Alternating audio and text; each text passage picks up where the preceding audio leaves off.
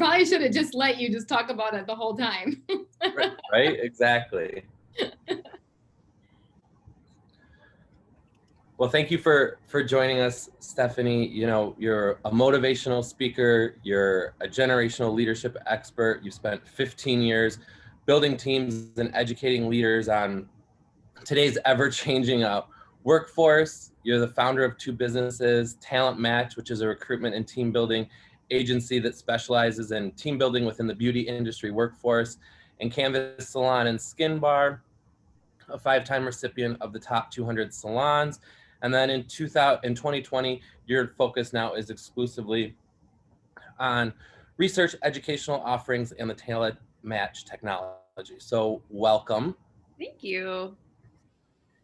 I absolutely love your 2020 beauty industry workforce survey that I mean, it's all right here. I have it. I was looking through it again just this morning. And what I kind of want to talk about first is, you know, it's like one of your first pages. It's called The Scary Truth. And, you know, we talk a lot about staffing and the shortages, and we're very quick to say that it's because everybody's leaving to go to booth rent. That's where they want to go. But that's not so much really what your research showed. So let's kind of talk a little bit about that. Yeah, so let me share first that report. Man, it's robust, right? When I sent out the survey for this, it was in February, and I had, you know, high hopes of having a good response, but it blew me away. So 20,000 hairdressers and students responded to this survey. So I look at this data and I'm like, okay, this is the truth, right? Like this is like they are telling us what they want. And I asked them specifically about their kind of short and long-term plans, because I wanted to know when they were coming out of school, like, is it true that we're losing them to booth rent? Like, is that a real fact? And the data that came back says it's not, actually. So this is what I call the scary truth. So 69% of them said that they wanted to go to an employee-based salon right after school. And that's significant and really exciting that, you know, almost 70% of them said, hey, we're coming to you, an employer. Where it gets scary is that 71% of them then said, but eventually, after I work in your salon, I want to go work for myself. And that's a truth we all know. You know, we all suspect that. And, you know, when I dug into the why, because of course I had to follow that question with, well, why do you want to work for me first? And then, you know, go be a booth renter. And it's the things that we would imagine. You know, they come to us because we will fund their education. They want training. They want a team because they don't have that confidence of working independently. And also, like, we're collaborative humans, you know, we're artists, like we want to work together. And so that was really all the, you know, they want to work together, they want education, they want help with clientele. Like, it's all the things we fear. And so the best part of this, where I kind of, when I was doing the research, I think had my happiest dance of all the data. There was 100 points in this survey. The one that like made me so happy is that 89% of those 71 who said, no, I want to work alone eventually, I want to go do my own thing, 89% of them said, but I would stay if you could meet all my needs. And I'm like, oh, wow, we can get 89% of that 71 who said they want to leave if we could meet their needs. So the natural next question is, what do you need? How do I keep you here? So that was just like mind blowing to me. I think it presents a huge opportunity for our whole industry to really start asking those hard questions, and honestly having to, as owners, be very open to what we hear, because sometimes we hear what they need and we automatically like, no way, like they're so entitled, or all the things we kind of label them with. But I mean, it's a scary truth that like, we're going to have to think about what they need and how do we adapt a little bit to meet them somewhere in the middle. I love that. That's so amazing. Let's talk about the needs. Like, what do you think that they are? And I'm sure you've done a little bit of research, and then you own salons. And I love the fact that you are coached like we are, but we also own salons, because we're in it together. Let's, you can learn from all my failures.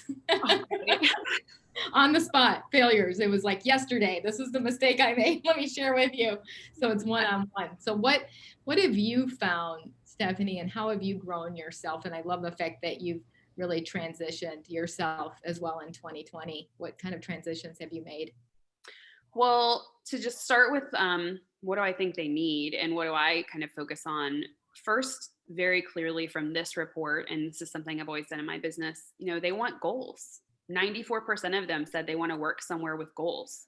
And I know it's really easy as a leader to feel like we get into this mundane, like we coach them once a month and blah, blah, blah. And are they listening to us? And it just feels like this repetitive conversation, but they want it. And so if we let our heads kind of go the wrong way and think that they don't care about it or they're not using it, like we lose them, because it's such an important connection point. And so I think the goal piece is critical. The other thing that came out of this survey, and I need to find the exact number, it was like 90 something percent. Gosh, there were so many data points. I'll find it in here. Sean, you might, here it is. 91% of stylists said they want their friend or their manager to feel like a friend, but still give them professional feedback. And so if we have any glaring opportunity in our industry, I think it's that. I think being a friend and a boss is not a natural thing. It's hard. It's really hard to hold people accountable and still like be their friend, because we start to get really casual, they be comfortable. Mm-hmm. And so I think that the ability to learn the skill set that lets us show up and teach our team, like, I care about you so much and I want to know about all the things going on in your life, but I am here to help you grow. That is my primary job. And so if we build that rapport and respect and connection and relationship, honestly, it's a relationship that kind of earns us the right to give them the feedback, to talk about the goal that they're missing or the goal that they desire to achieve, that we can give them that solid how-to around. And I just hear so many people in our industry, we go one of two ways. We're either like, I'm not their friend, I'm their boss. And it's like a hard line for that leader. Yeah. Or we go the other way, which this is a little more typical of some of the younger leaders, where we're all friends and we're like, we have our cocktails, or we get our coffee together and we're so friendly that we're afraid now of saying, hey, I need to talk to you about something kind of hard to talk about. And if you tried this, your pre-booking would look better, and we just don't have the conversation, and our team wants that. So I feel like for me, a big focus, I have been told so many times, like, oh, you're not afraid of hard conversations, huh? Like from team members, from friends, like people know me to be, I will jump right into the hard conversation. And so I think that's something I've always focused on with my team. And of course I've had to learn how to do, because sometimes the hard conversation needs some finesse and I was not always good at that.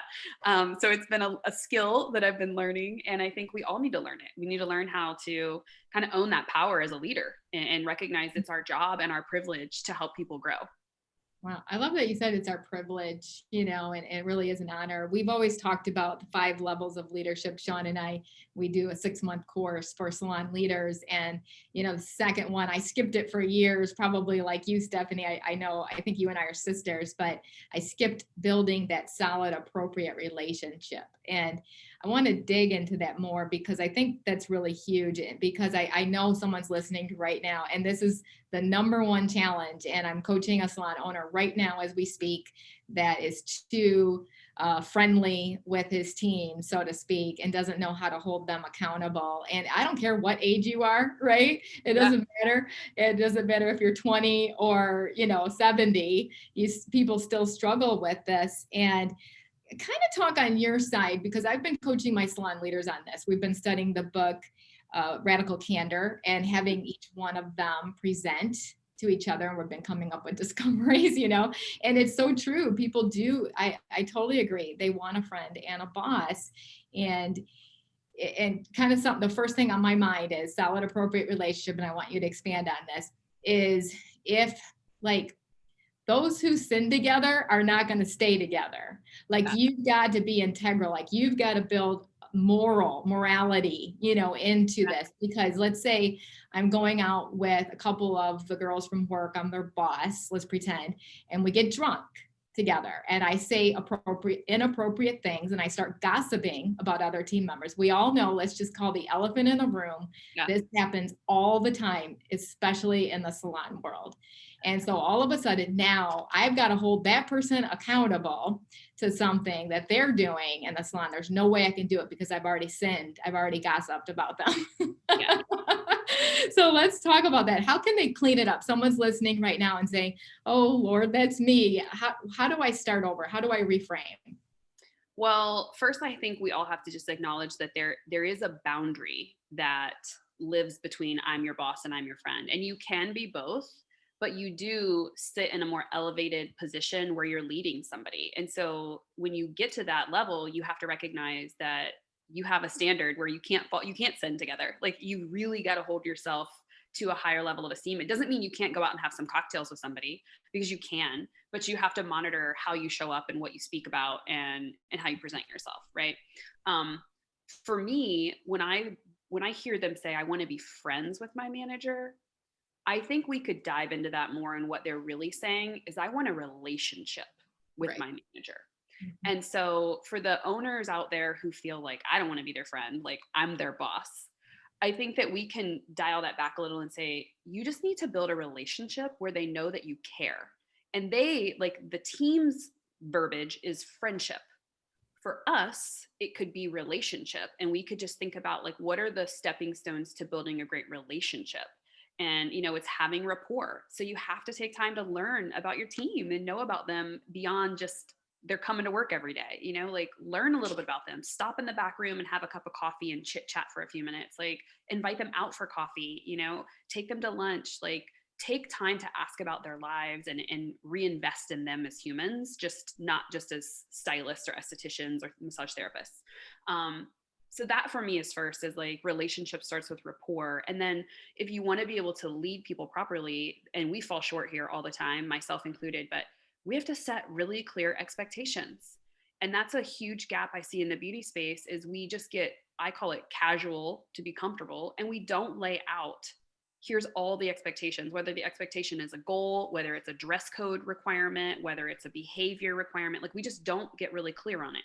And if we say that at the forefront of our relationship, it's a lot easier to then step 3 is hold people accountable, like including yourself. And I'm bad at this. So I have to put reminders in my phone. Like I literally have to put alerts that say like, check in with Susie on blah, blah, blah. Like, because I want to make sure I follow up to a conversation. I don't want to miss it. So I think build the rapport, set the expectation, and then follow up. But if you're already down the path, like many of us, right? And you're like, oh man, I need to show up as a better leader and friend. For me, and we all have our own language, but my conversation would sound something like, I have done you guys a huge disservice, because my job is to help you grow. That's why you work for me. And I've been way too casual out of fear of whatever, hurting your feelings, making you upset, intimidating you. Like I've been too casual, and I need to back that up. And I need to talk to you about what I expect. And I want to learn about your goals. And I want you to know, like, I am going to support you by telling you what I see and giving you suggestions for how to improve. Like we're starting new today. Like I would just own it. Like, I think if we can be honest and transparent, our team respects that.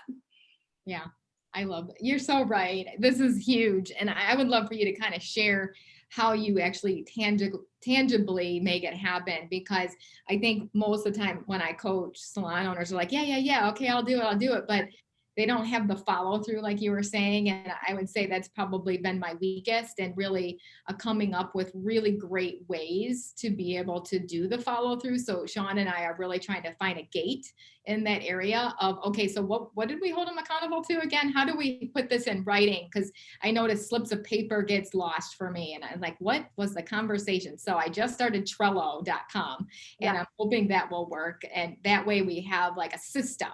Right. So can you talk about how you make this work? Because I think that's the missing link here that maybe salon leaders are really struggling with. For me in the beginning, it was as simple as an Excel spreadsheet where I went in and I put a tab for each stylist, and I put a month, all the way across. I put, January through December. And then down that first A column, I would put the date when I would be sitting down to have a conversation with them. And I would just type my notes, and I made a little note next to it that said follow up on, we spoke about pre-booking, and just keep it simple. And then as soon as my meeting ended with that person, I went straight to my calendar and I put a pop-up alert for myself that says, follow up with Sarah on the pre-booking conversation. Or I'll put an alert in that says, observe Sarah in pre-booking conversation, and then I can follow up after I observe her. Like I naturally know I need to then follow up with that conversation, but I have reminders that are thankful technology. I'm so thankful for it. Like I have reminders everywhere. And sometimes I have to move the reminder, right? Sometimes in the middle of something, I'm like, I can't follow up with Sarah today. Maybe I'm not in the business today. So I just move it, but I never delete it until it's done. Yeah. I think it's amazing for you to be able to say that, because I know you and Sean are both taskmaster. What about the person like myself who's a high I on the disc scale? So I've got to get a little bit more creative, and I love this because we do coach a lot, right, Sean? A lot of eyes on the disc scale. So that just means, they're talkers, not necessarily doers so much. And they love to do hair, but they don't want to do this task thing. So give them something creative, because I think that's where I'm struggling with some of our leaders is giving them something creative and colorful. That's going to help them. I have to grab something off my wall to show you. I love that. Something creative. She's got it, Sean. That's awesome. Okay, so TJ Maxx Home Goods. I have my little to-do thing, and this sits right beside my desk, and I use my different ink colors. And, for things that I don't want to keep rewriting in my list of to-dos, because I'm a procrastinator sometimes when I'm overwhelmed. And so instead of doing the work, I'll just rewrite the list, and then the list just keeps getting bigger. And so for the things that I'm like, I don't want to rewrite that, I put it on that things to do. And it's like right there. Like, it's like the thing I condition myself to look at when I come in the morning. And so you could do something like that, where get a board that's pretty, that's kind of already pre-printed, and buy some dry erase markers and just put your follow-up on there. Like, make sure I follow up with Sarah. And then maybe you're not tied to the timeline of a calendar alert, but you see it. It's like staring at you, and you can't erase it until you do it. Yeah, I love it. Yeah, just thinking of different creative ways. That's why I said I flipped over to Trello. So we're giving that a try, but it's the act of getting everybody on board is a whole nother ball game. Like, come on, guys, I need you. Yes, cheering them. Like my graduation from Excel. Like I used Excel for years, and now I use Asana because it alerts me, and I don't have to put it in two places, because then it's just one alert. I don't have to go to the calendar and do it. Exactly. Yeah, we tried that Asana, then it got too expensive, and I'm like, okay, let's try Trello. We keep jumping around. Talk about a little bit with this too, because as we work with our salon leaders, and they're trying to figure out a gate like for their schedule of coaching, because I think sometimes they coach too many people too at the same time. So talk to the salon owners. I'm coaching one right now who has, I think, 16 stylists, and it's like, oh man, you don't even have an organization chart. Like, we need to start with that first, because there's no way you can coach 16 people on your team. You're going to be exhausted. Let's talk through that process. And how do you train salons to build an organizational chart? So the first thing that I always remember with coaching, and actually this came from Radical Candor, when I saw Kim Scott speak. So I don't know that it's in her book, but it was when I watched her present. She was talking about this power of like 7, and how, when you get really beyond that number, you don't have the rapport and connection. And so that feeds back into what we previously shared with, you can't be their friend and their boss if you don't have that rapport. So if we overburden our leadership, or if we're the leader and we fail to develop leaders under us, and so we're still overburdened, we can't have a rapport with everybody. So we're not going to be effective coaches for everybody anyway. So I think dialing down to have like that as close to 7 as possible. And in the case that it's just you and you've got this team of 16, my advice is always group coach. Like there's so much power in group coaching. So take all your new talents and get them together and sit down and grab a cup of coffee and have the conversation. And you can give honest and specific feedback to each of them. Just establish that that's the way your company does things. Like, I'm going to give Tina feedback today, and I'm going to give Sean feedback, and it's in front of this, we're all together, and it's not personal. I'm your leader. I'm here to develop you. And so I think when we change that dynamic and we show up that way, it's not as scary to hear personal and like professional feedback at the same time with somebody else in the room. Yeah. Um, Yeah, it definitely has to be a part of the culture for sure. And for sure. I love that you're saying that. Let's dive into group coaching a little bit more because I'd like our team leaders to kind of take some of that on as well too, because I think that's huge. I think one of the things that I've done, Stefanie, and I'm sure you have too, is usually I'll go around the room, hey, say what's one strength you've had, this month, and what's one thing you want to work on. And I sure as heck am hoping that they're going to say what I'm already going to say, because if they aren't, then I'm like, oh, I got to do some better coaching. I got to do some better education. Where do you think you need to grow? And keep drawing it out until you actually get the answer instead of telling them. Because I notice when I do tell someone a weakness that they have, Stefanie, let's talk about this because I think this is going to help a lot of people. A lot of times they get really, really offended about it. And then they're closed off. They can't be coached through that because of the offense, right? And so I'm trying to get better at being a coach of drawing things out because the answer is within, but it's so hard, Talk about that process, what that looks like for you, and what advice do you give? So I think all of this really starts in that forefront of the culture and in establishing the expectation of like, we are a team that gives feedback, and here's why we give that feedback. It's never to make you feel bad, although the byproduct of the feedback might make you feel bad, because looking in the mirror is really hard. It's not always fun. And so I try to coach my team to that. I try to remind them of like, none of us like to hear feedback that's about ourselves and our performance if it feels like it's going to create some tension, and it's either embarrassing or we want to look like we know in front of the person giving it to us. So I think as leaders, if we can educate ourselves on why people are resistant to feedback, that sense of they feel ashamed, or they feel like they tried really hard and they don't know how to do better, or they want you to think they already know, right? Like, that's one of the biggest reasons I think people shut down in feedback, is like, you're their leader and they want to impress you. Yeah. And so when you come to them with something that's obviously you're not impressed by, they feel not great about it. And especially if you look at those new talent people who are in their first year of our industry, where they're just getting railroaded with feedback from clients, from their educator, from their leader. It's like all about how you can get better. Like, so I am not an advocate of giving a great coaching, like, you did so great on this, but like, I absolutely hate that. But I think that it's critical to make sure that we pour into people as much as we like lead people forward. Like, we have got to make sure they know, like, I am here for you. I love you. Like, I love you. You are my team. Like, I would never give you this feedback to hurt you. And then if it's for me, if it's feedback and I know my person I'm coaching, like, and they are sensitive, I make it private. Like, that wouldn't necessarily come out in a group coaching call. Like, that might be something where, or a group coaching session, it might be something where I'd pull them aside and say, hey, I want to chat. And again, I preface everything. I want to chat. This is really kind of challenging for me to talk to you about, because I know that you might take it personally or might feel sensitive about it. Please don't. Like, I'm here to help you. So I kind of like bucket everything. Like, I try to like give myself a little like leeway in. And it works really well for me because my team knows my intention.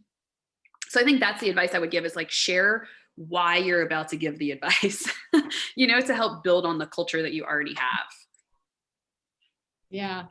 Yeah, I would love to dig a little bit deeper about taking it personal, because I think, this is an art, right? Of really being able to be, leaders are repeaters, right? And so kind of thinking about some of our team members that do take things personal, where would you think that you need to back up? Because if they do, and how can you help them, so kind of like professional and life coaching and thinking, okay, what's the root of this? Like, let's dig a little deeper. Like, why do you think it's personal? And, owning the perception of maybe how you approach them too. Yeah. And so that's why I took it personal, but how do you build that safety and trust? So I think the safety and trust are built in like your day-to-day actions. I don't think those are built in a coaching session. I think that is built through how you show up every single day. But if you don't have it already, you probably shouldn't be the person coaching them. I would say that. If you think you have it and you're still getting resistance, for me, the whole essence of coaching is we believe that the person we're coaching already knows, right, inherently what it is they need to know. They're just not pulling it out or executing it in the way that they could. And so I would just ask them. I think stating the obvious and just saying, I noticed the last few times we've had our coaching sessions together, you appear to be really frustrated. Talk to me about that. You know, like I would just go right there, because I'm not going to make assumptions for them. Like, I don't know why they're taking it personal. I don't know if it's something I've done or not done. I don't know if it's a personal insecurity of theirs. But I would definitely visit first asking myself, like, do I have rapport with them? Like, truly? And am I their coach? Like, should I be the coach? And if I shouldn't be, I need to get to work on how to be, or how to assign them to the person that should, before I dive into I need you to grow. I'm going to give you all this performance feedback and look at your goals. Like, there's a step before that. Yeah. You know, I need to be your friend in that like relational kind of way. You need to know that you can trust me. Yeah. So good. I would just tell people, revisit that. Like, if you're really hitting like a wall, go way back. Like, let's stop talking about performance for 90 days. Let's talk about how I can get you to trust me and know that I'm here for you. Yeah, because if people don't feel supported 100% or feel like you're in their corner, they're not going to listen to you. And that's why they're taking it personal. I love that you said that, Stefanie, because I think that's the wall that we're hitting with some of our leaders, you know, in our companies, all of our companies, schools, salons, is they feel disrespected by the person, but it's like, no, you've got to earn respect. Where are you thinking that you have to be respected automatically? Like, that has to be earned, you know? And how have you been training your leaders to earn that respect? Like, what are some tangible things that you have them do?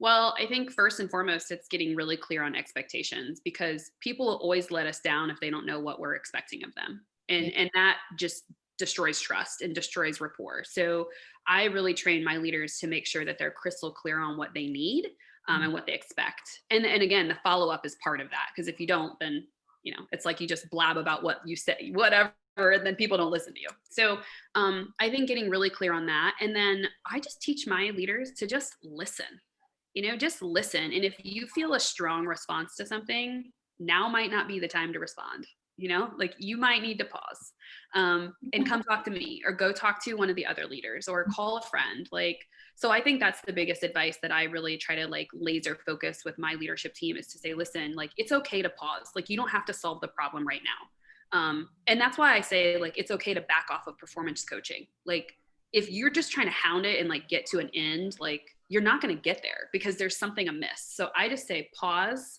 back up, assess why you're reacting, why they're reacting. And then you can revisit that conversation when everybody feels like they're in a better space and we can get further with it. Because I want my team to be very trusting of their leadership, and to know, like, we love them. Like, literally, like, we do this because we love them. I have a friend of mine who he's a motivational, like an international motivational speaker. His name's Jason Barger. And he has like the huge honor of one of his closest friends and mentors is Howard Behar, the former CEO of Starbucks. Wow. And so Howard, because of Jason, I have had the ability to like sit at a dinner table with at a restaurant and talk to, which is like, if you don't follow him on LinkedIn, you should. He talks all about servant leadership, and like, he is all about people. And this guy like talks about how we don't use love enough in leadership. And we did this event November 6th of this year.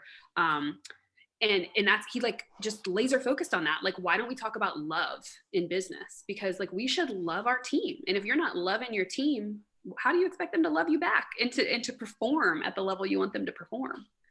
So I think for our leaders, like, we have to stop being resentful of our team, you know, if they're not doing what we think they should be doing, and we have to love on them more, like show more gratitude. Like, it's kind of like in relationships, right? Like, if somebody's not doing what you wish they would do, you could harp on them and nag at them and like, you know, try to like get the result. But if you actually just shift your focus to what they're doing well, people react completely differently and they respond completely differently. Yeah, I love that. Speaking of love, I remember I was doing a course called Get Your Leadership On, and I crossed it out years later and said, Get Your Love On.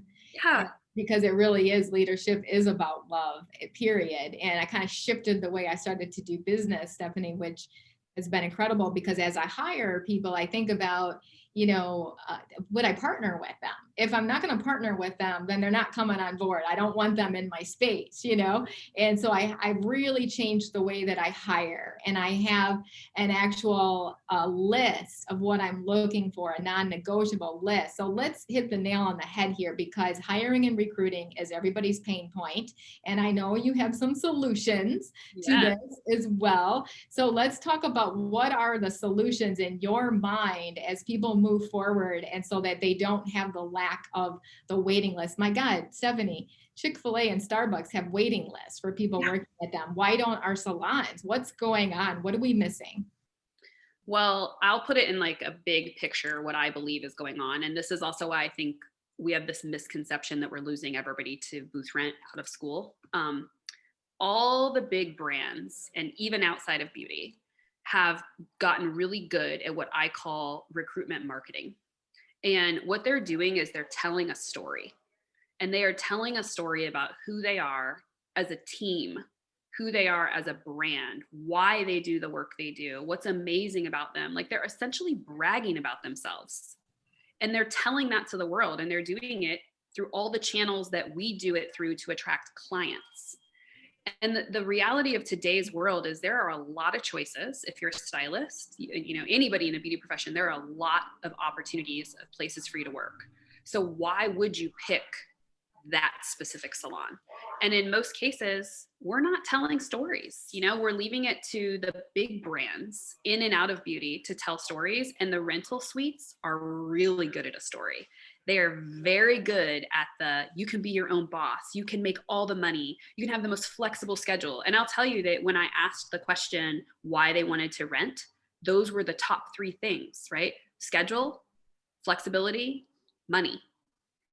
So if you have these big brands that are laser focused on telling the story that our workforce wants to hear, yes, it's like, sign me up. That it pulls my heartstrings. So as a whole industry, we have got to start telling a story and getting really active in marketing that story. And, we still struggle to market to our consumers. So I know this can feel like kind of a heavy lift for some people, but it literally doesn't have to be. And I'm excited. In January, I have a course launching called Build Your Beauty Dream Team. It's actually a 6-week course that walks people through how to build a recruitment marketing strategy, because it can feel like a heavy lift, but there is a clear, tangible start here, go here, go here. And you can have a full plan. And it's not hard to execute. That's what's awesome, because you're already doing something very similar for your consumer attraction. But, we can't just post jobs anymore and hope that people show up, because it doesn't happen. Now we give the job offer and we're praying, right? We're like, please say yes. Yes. Oh my gosh. Yeah. Praying to the recruiting gods, Yeah. Oh my gosh. I love that you're doing a 6-week course, and we definitely want to get your information out about the 6-week course. How do they get a hold of you, first of all, to take the 6-week course with you? Yeah. So my website is the best place to get signed up if they want to know when the course launches, and it's talentmatch.biz. But there's going to be, I'm sure they're going to see the course out there, because we've got lots of marketing funnels that are going to be going to make sure that in the beauty space, people hear about it. Because it's just, nobody knows, and the way I came up with this course is, I've spent the last 7 years roughly researching, right? I've been asking the workforce, like, what do you want? Why do you pick us? Why do you stay? Why do you leave? What do you wish we did differently? Like, so many questions, which of course are in this workforce report. But I took that, and then I instituted a beta test in my own brand. And I realized, it's roughly a 6 to 9 month build for a funnel. Like, that is something people have to accept, is that just like when you open a new business, you don't have new clients pouring in day 1 or even month 1. It takes time. It is the same with recruitment. But if you put together a strategy and you execute against that strategy, you will have a funnel where you've got people applying when you're not even posting jobs, and that's what we all need. And what I love, like, this is the part of it that I think is so critical and so different. You don't just have people applying, you have your perfect people applying. Like, the people that hear your story and are like, oh, I want to know more about that. Like, yes, like, I love that they do that, because they need to opt in, right? We can't chase them down, because then they ghost us. If we're chasing them, they just ghost us. So it's really that, like, culture fit, I think we've got to laser focus on. Mm-hmm. Yeah. And I think that's the bottom line. I don't think a lot of people really know what their culture fit is. I think they're just, they're like, oh my gosh, I don't know. I just need somebody to take all these clients, like anybody, please, It's so funny because my husband and my son-in-law, they're kind of on the periphery of our salon business. And they're like, why are you guys so picky about who you hire? Like, this is a contention in our family, And it's like, because I want to work with who I want to work with, and I don't want to work with who I don't want to work with. So of course we're really picky. And how do you find your hires, Stefanie? Like, what's some of your non-negotiables that you do? So the number one thing that I think we all need to just accept, and a lot of us say doesn't work for us, is that schools do work. So finding them means you have to get yourself into the schools. And obviously we have to be a little more creative in today's reality with that. But this workforce report said very resoundingly that like the top 2 ways they find a salon are the schools, whether it's a school visit or a school career fair. So being present at things like that and making a consistent effort to show up there is really critical. For me, when I'm vetting who I should hire, what I do is I look at the things that I say I value in my business, and I make sure that my interview questions, actually, let me back that all the way up. My job description, my interview questions, all things align to tell me if they fit that. What's really cool, and I'm very excited about, is in the course I'm launching, I designed a salon culture archetype assessment. So what actually happens is when you're in the course, you take an assessment that categorizes you into an archetype based on salons, and then it's going to spit a report out for you that's going to kind of highlight for you, like, what are the strengths of your culture? Because I know it's really hard to sit and reflect on, like, what is my culture? Like, that's such a big question. And if you haven't studied, like you guys, like if you haven't studied leadership and culture, it's like, how do you answer it? So this kind of gives them that, they take the assessment, their team takes the assessment, and then it has a cohort report that kind of says, look, here's who you are, and some things you're not going to like that you read about yourself, and that's an opportunity for you. And other things are going to be your superpowers that you need to get really good at bragging about, like really good. And so for me, that's what it's about, is like, I want you to fit my culture, because I think I had an experience, right actually at the end of COVID, like before the end of the closure from the first round, where people were coming back and they were asking for time off. And I had this internal WTF, you have just been off for 8 weeks. Like, what? And I was like, wait a minute, like, Steph, like, why does that make you so frustrated? Like I had to do this little before I was like, no. And what I realized was, I had to go back to like, why do I do this? And I had to really get clear on my purpose. And, for me, I opened a salon because I wanted to build a place where people could have a career that they loved, that supported the life they wanted to live. Mm. And if that meant that they want to take time off for a vacation because that supports their life, like, who am I to say that that isn't what they should do? And I'm not saying we can't have, boundaries and timeframes and things like that, but like, I had to have a real, like, come to Jesus moment for myself on like, why am I so frustrated by that request because of parameters I'm putting into play? And I think that when we're leaders, when we want to attract the right people, we have to know why we're doing this in the first place. Like, why? Like, I want my team, if they want to go on a 4-day long weekend once a month, like, who am I to say that that is not what their life should be? Like, I hope they make enough money to do exactly that. And I want to honor and support that. And so getting really clear on cultural things like that starts with like, why do you do this? So that when things show up that are irritating, you can reflect and kind of refocus and remember, like, okay, I don't want to be reactive here. Like, I want to really make the right choice based on why I do the work that I do. Yeah. You're really hitting on something really amazing, is the fact that you've got to do the work on yourself first, as a leader. And until you do that, you're never going to attract the right people. We call it the law of the lid. People will only be attracted to how good you are. And when they're better than you, they're gone. When they think they're better, right? And so talk about that. Like, how do you grow yourself? What kind of things do you do? And I think most salon owners, what I see, Stephanie, they spend a lot of time on technical training, which is awesome. Obviously, you need to give a percentage to that, but very few focus on their own personal leadership training and what that looks like. And very few hire a coach, a leadership coach. Most of them will just hire a coach, like help me make more money coach, but they don't focus on their own personal development. So talk a little bit about that and what do you do? Well, what's wild is in our industry, the way we make more money is keeping our people around, because as soon as we lose them, we lose money. So I think we've got to kind of get clear on that. But so I have kind of forever, as far back as I think probably around the age of 11, I can remember reading my first like self-development book. I'm kind of hardwired that way, where I see something about myself or feel something that I don't want to feel, and I want to know how I move through that. So I recognize not everybody is wired that way, but for me, what that has resulted in is I read a lot of books. Like, I love leadership books.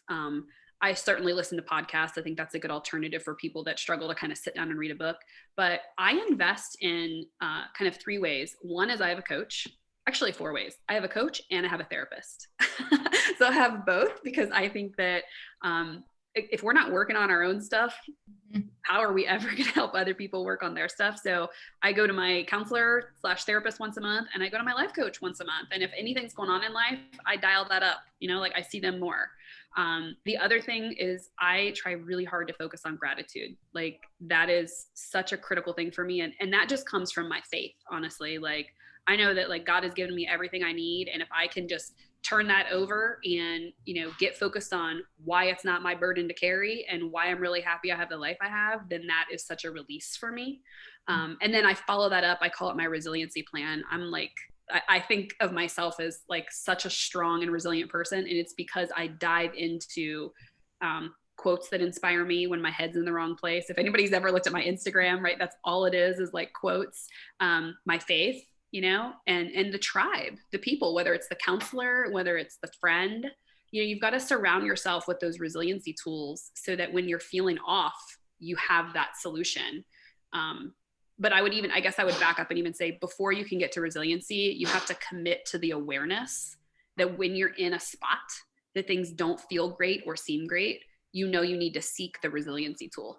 Because I think that's where I, for a long time, struggled, is I would be kind of in a head spin for way too long before I actually was capable of recognizing like the path to getting out of it was to call my counselor, or to look up something that inspired me, or to listen to a great song, or to get my Bible out, or like, so we've got to have that moment where we check ourselves and we're like, wait, I don't need to sit here and spin, like get up and move your body, like do something, And I think when we kind of pick those 1 or 2 things, I have a whole bunch of them because I've been doing this literally since I was a child, but pick the ones that work for you. Find 1 or 2.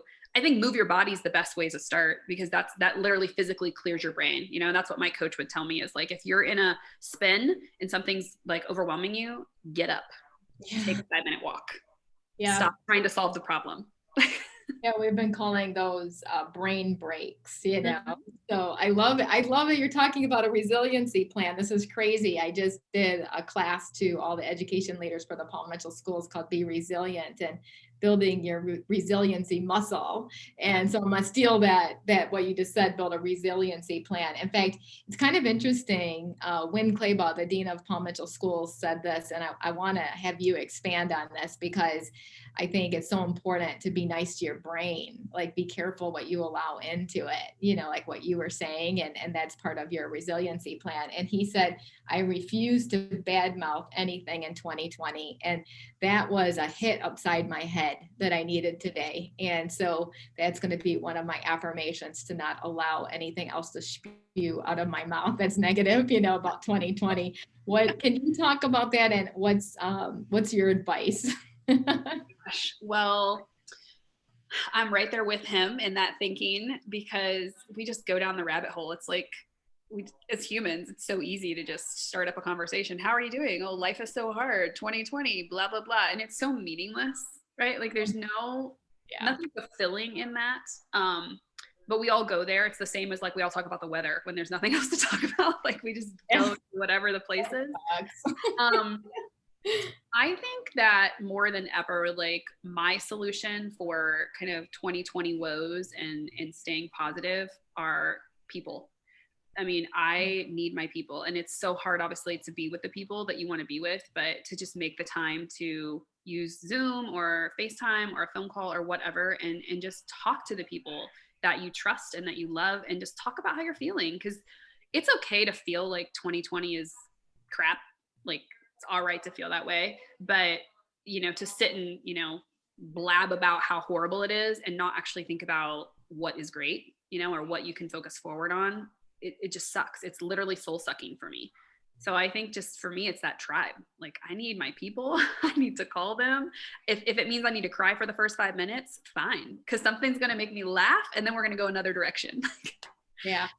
So good. Yeah, it's so important as you build those positive relationships that you're around people that's going to turn you around, not someone that's going to take you down the rabbit hole with you. And I'm very, very careful about who I allow in my inner circle because of that, because people that do that, I have to. You said something actually very interesting that I wanted to kind of talk about quickly. Is you said part of our business, we've got to keep our people, but I also think that we also have to release some people out of our business as well, because they can be toxic to your brand and you just kind of allowed it to happen. So let's kind of talk a little bit about that, and what advice do you give to salon owners as they build clarity to know who to keep on their team and who not to keep on their team?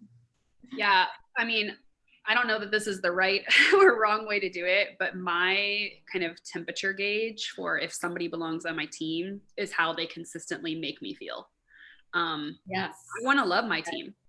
And if I'm showing up and every time I interact with you, it is not a good interaction, like, I have to listen to that, because number one, if I'm the owner, like, I have put my livelihood and my heart and soul and all of my money into this, and I want to love it, and you're probably not loving it either if we're feeling like this, and I want to honor that for you. And so I think that that's my first gauge, is how do we feel in interaction with each other. And of course, all relationships have turbulent times, and that doesn't mean that anybody with a turbulent interaction with me is going to be let go, but it, like, it in your gut when it's just not the right fit and when it's not coachable.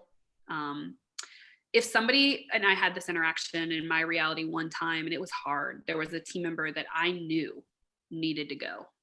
And of course it fits the story we all have, which is she was one of my highest performers. Yeah. I was terrified.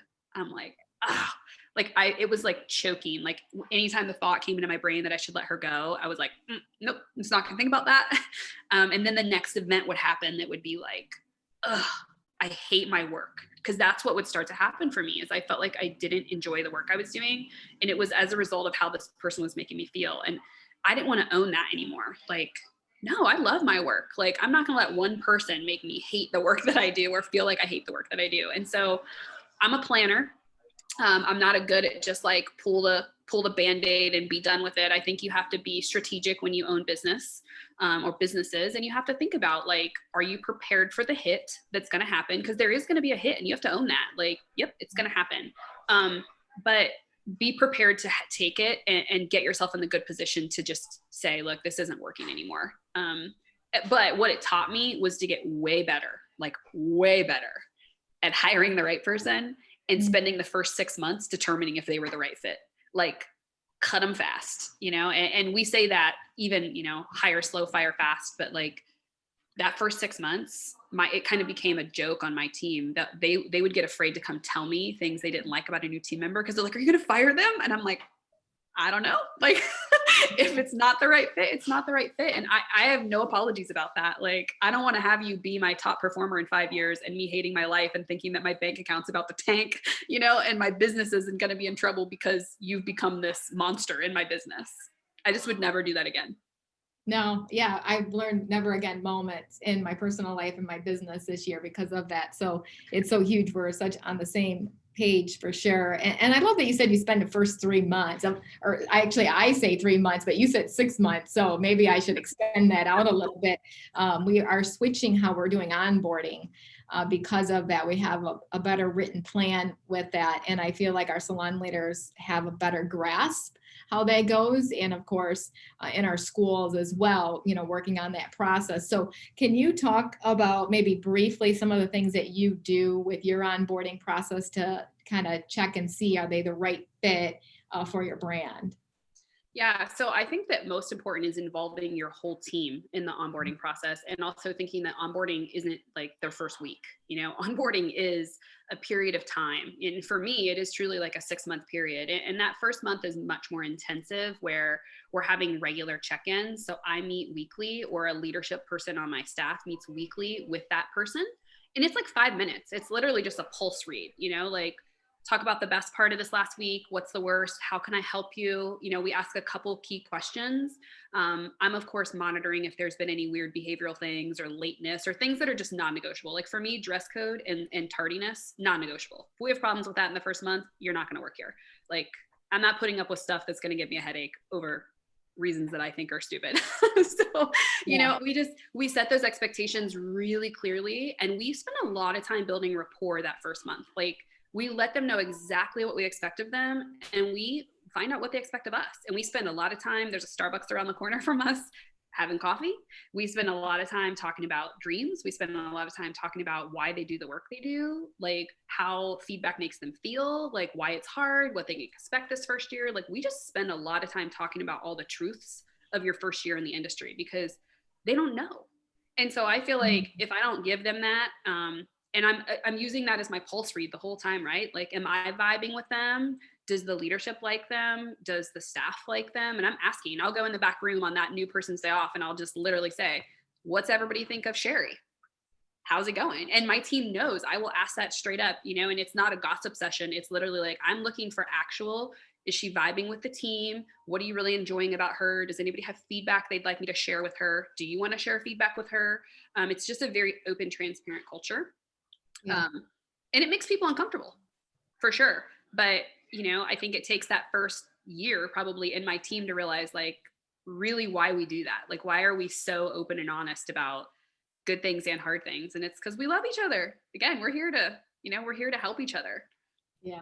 That's so powerful. I love that.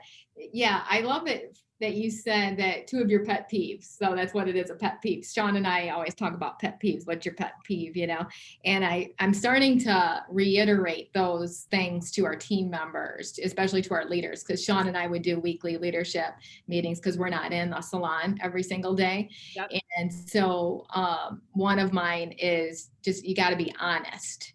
And so just don't lie, and so really kind of learning that, because I think the opposite of that would be integrity. So what's the opposite? It's dishonesty, so let's talk about that, and we have found, like you said earlier, that people want to,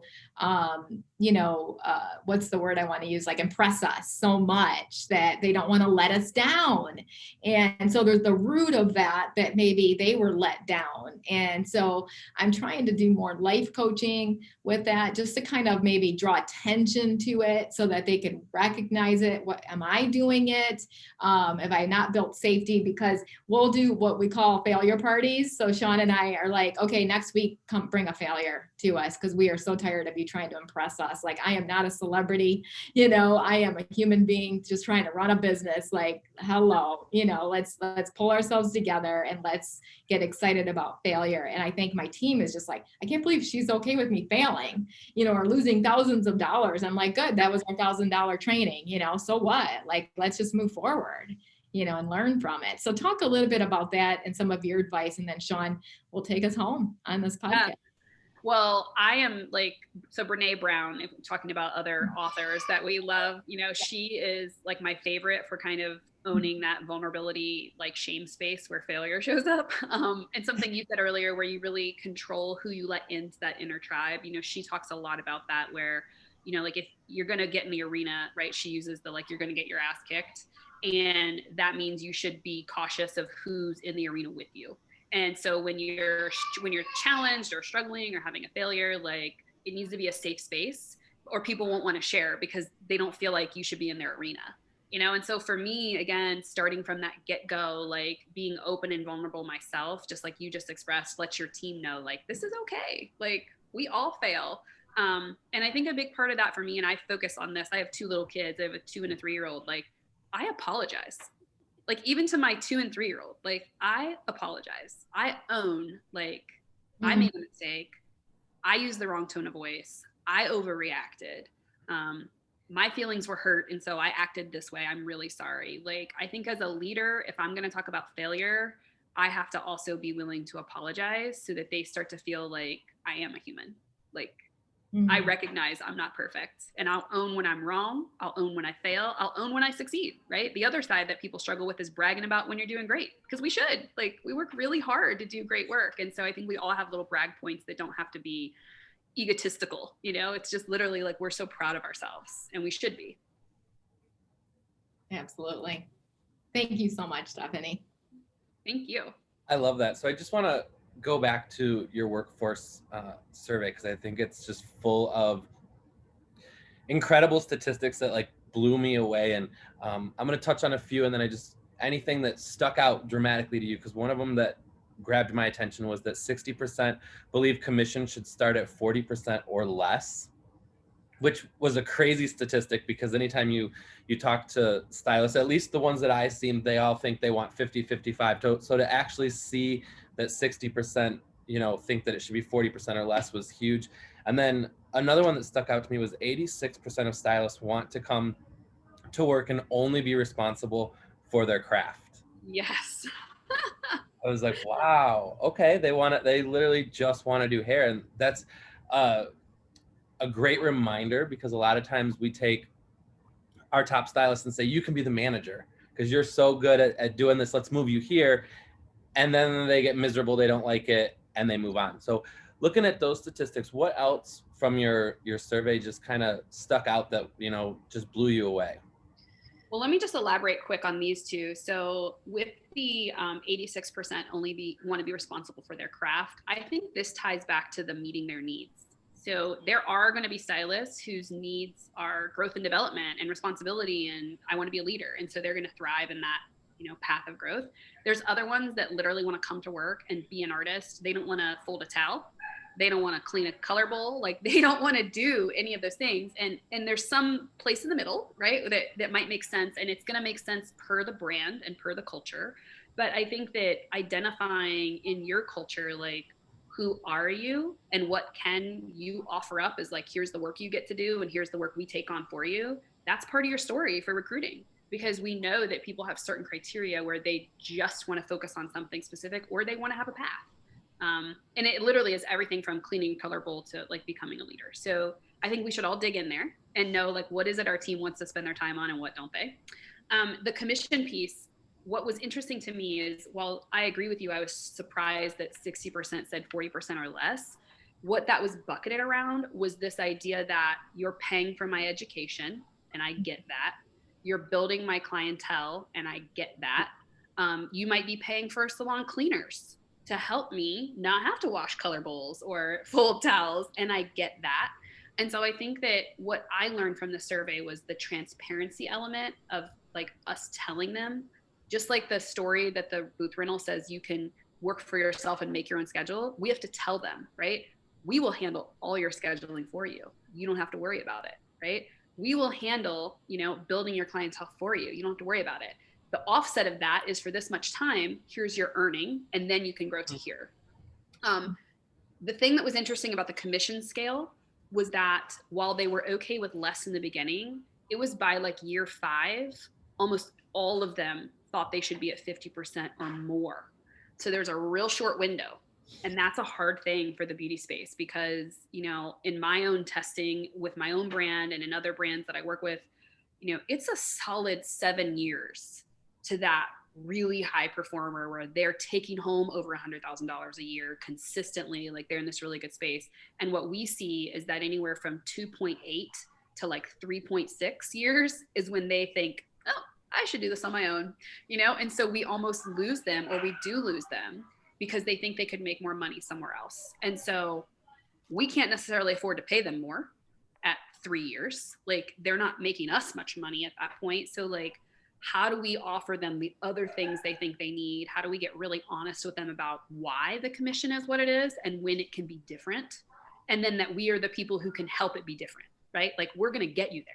Part of that's the feedback we're going to give you. And, but so I think it's like just getting so honest and transparent, because again, booth rental is telling a really compelling story, and it is a place for some people. I am not anti-booth rental. I think that there are stylists that will thrive there, especially as a business owner. Like, I get it. I get wanting to work for yourself, but I think too many of our industry professionals land there for the wrong reason. And it's just because the rest of us aren't telling our story. We're not telling them all the great reasons why they should work for us. And, they don't understand. They don't understand why it's 35% for the first 2 years, like all the benefits of that. I love that.